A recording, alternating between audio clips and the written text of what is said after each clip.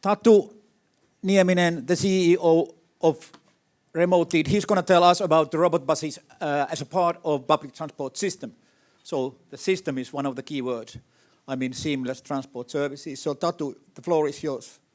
Okay, thank you, Pekka, and welcome everyone. My name is Tatu Nieminen. I'm the CEO of the Remoted, and Remoted is, to you who probably don't know the company, is the robot vehicle operator, meaning that we are not developing or designing any vehicles. We are operating them, and we are providing this operation as a service. Okay, it's easy to agree everything that Taavi just explained about this future and the issues of the private cars. If we look at this picture here, on the left hand, it's unfortunately that's the reality in many urban or city centers. It's like a JOs, and there's way too much private cars. There's no any space for citizens or pedestrian. So it's even dangerous environment. But it's reality, even nowadays. On the right hand, it's the picture of the city center that I would like to see in the future. This is the center where I want my children to live. There's a lot of room or space for pedestrian, a lot of trees, better eye quality, it's more safe, etc. So the question is how we will build this kind of environment or city centers. Based on this, few of my thoughts. Okay, we all know that the public transport is mandatory.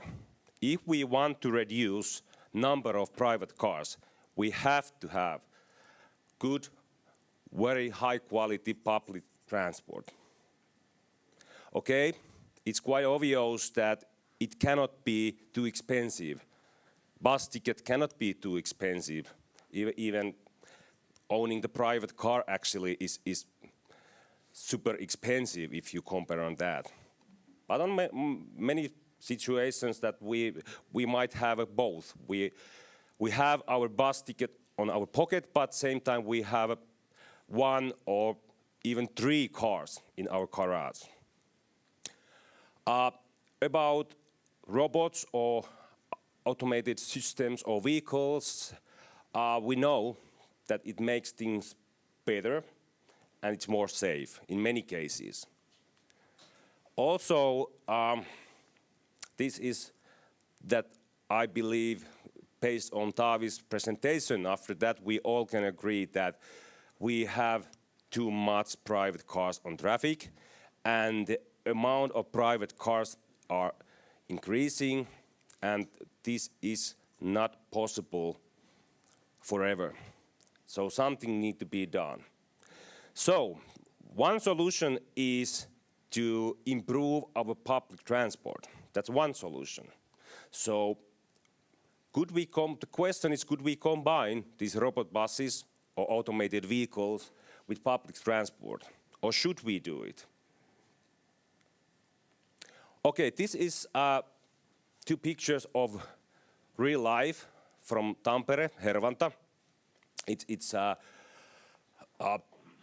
the upper picture. It's from line 301, which is that is the Easy Mile automated vehicle, which is operating there. So the picture is from local Nysse route planner.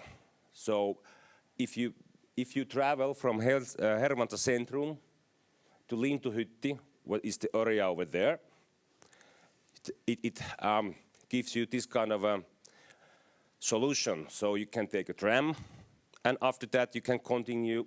You wait in this timing when I took this picture. You need to wait 4 minutes to get the robot vehicle that brings you to your home. Also, that is so-called last mile solution there. And also, if you are leaving your home and you would like to go, for example, to library or gym in Hervanta Centrum, you can take this automated vehicle and you will jump to the tram and go to the Centrum or even Tampere Centrum. So this is the first mile solution. So basically we are feeding passenger to this high capacity solution. So this kind of solution supports and encourages people to use this tram line. And this second picture, we have Auetech vehicles, which is operating here actually. And if you think that you are living there, you jump to this Auetech's lovely vehicle, automated vehicle, and you can change that, for example, to bus line 13. So, or you can take a tram, and you can continue with another automated vehicle. So this is very simple, actually, how to combine this in a big picture. But there's a lot of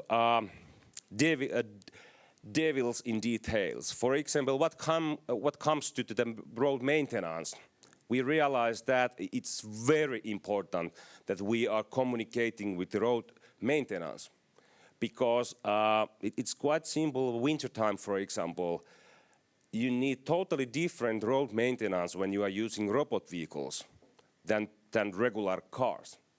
So that's why it's important to be connected with them. And also it's important to be communication with public transport operator. In Tampere we are communicating with Nysse all the time if we see some issues or something.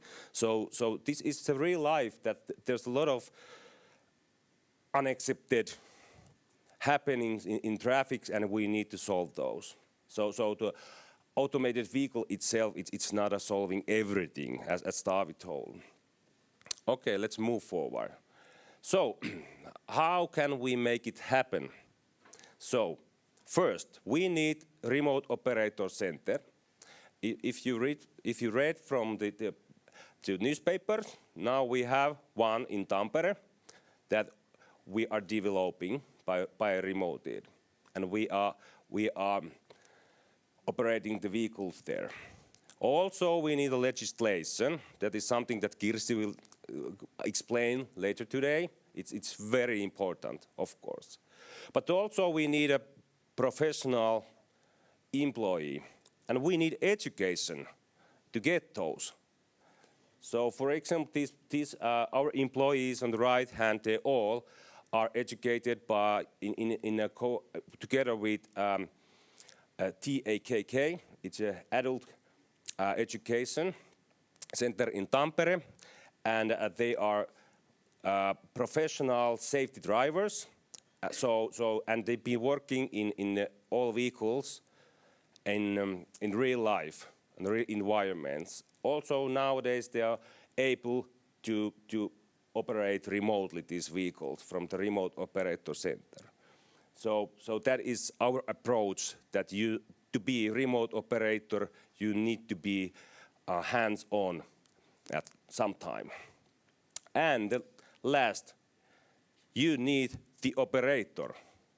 Someone needs to operate these vehicles, even if there's no, in the future, there's no any safety driver. Someone needs to operate. Someone needs to be responsible of these vehicles. And that is what we are doing. This is a concept picture of how we see this remote operator center, if we're going a little bit to this topic. So it's the middle of everything. So the big circle here is what we are building in Tampere. It's so-called Master Remote Operator Center. But we believe that in the future we will need local remote control centers. Maybe it doesn't need to be that huge, but it needs to be connected. It's kind of a network, remote operator center network. Also, we need to connect all vehicles to one remote operator center or even multiple remote operator centers. And also, we need to be connected to government in the future. So this is the concept picture of this remote operator center. But basically, the message here is that this is something that we are building, and this is in the middle. So everything will be connected at the end to remote operator center. Also, I have one video. We made a video about, it's a kind of a use case, or described one use case from Hervanta. What happens actually is from the passenger who would like to use to be connected to public transport and using robot vehicles, but also there's the remote operator center in the background. So okay, can you turn it on?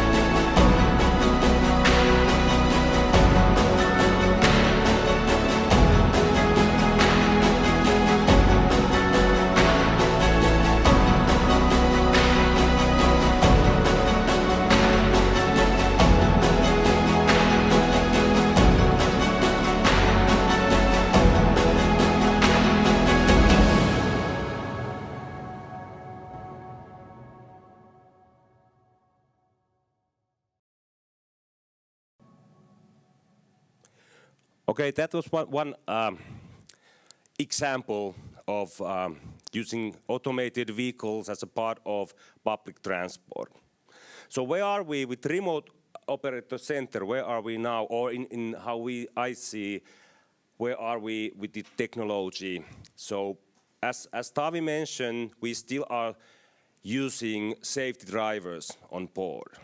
So basically, if you think about, or if you compare that time when the elevators came, there was host in elevator to give safety feeling, explain people how it works, and so on. And later, they removed this operator from elevator. So we are now in the stage of that operator is in the elevator, helping people and giving them a safe feeling. So the last thing is, the last question is what is actually the big question.